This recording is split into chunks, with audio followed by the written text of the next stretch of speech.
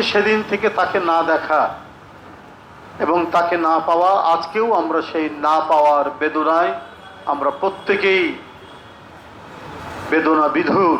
যার জন্য আজকের এই সভা, এই মিলাদ মাহফিল, যাকে ফিরে পাওয়ার জন্য, সেই এম ইলিয়াস আলীর ছোট ভাই, আমাদের ছোট ভাই, দীর্ঘদিন ধরে যে সংশ্লিষ্ট আমাদের সাথে ছাত্রদলের জীবন থেকে, সেই এম আসকির আলী সহ সকলকে আমি ধন্যবাদ জানাচ্ছি যে আজকের আমাদের এই বেদনা ঘন যে পরিবেশ, আমাদের নিত্যদিনের যে সাথী ছিল একদিন, আমাদের সহকর্মী, আমাদের নেতা, সে একজন আইন প্রণেতা ছিল, জাতীয় সংসদ সদস্য, বিএনপির সাংগঠনিক সম্পাদক, এত বড় রাজনৈতিক দলের, জাতীয়তাবাদী ছাত্রদল বৃহত্তম একটি ছাত্র সংগঠন, সেই সংগঠনের নির্বাচিত সাধারণ সম্পাদক, আজকে সে নেই আমাদের মাঝে, অনেক দিন ধরে সে নেই।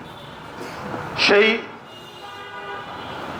2012 সাল, 2012 সালে 17 এপ্রিল রাত্রে আমাদের সাতক্ষীরার এমপি হাবিবুল ইসলাম হাবিব খবর দিল যে ইলিয়াস ভাইকে তুলে নিয়ে গেছে।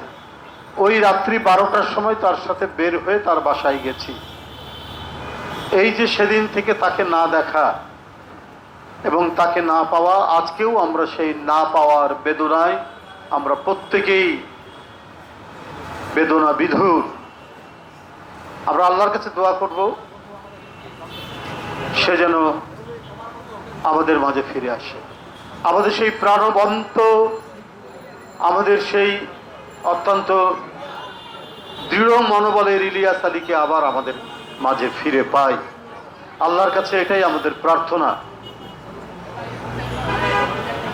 আমরা যে দুঃসময় পার করেছি, সে দুঃসময় পার করে আমরা নিঃসন্দেহে বলবো একটা সুসময়ের দিকে আমরা এগোচ্ছি। আমরা আরো সুসময় দেখতে চাই।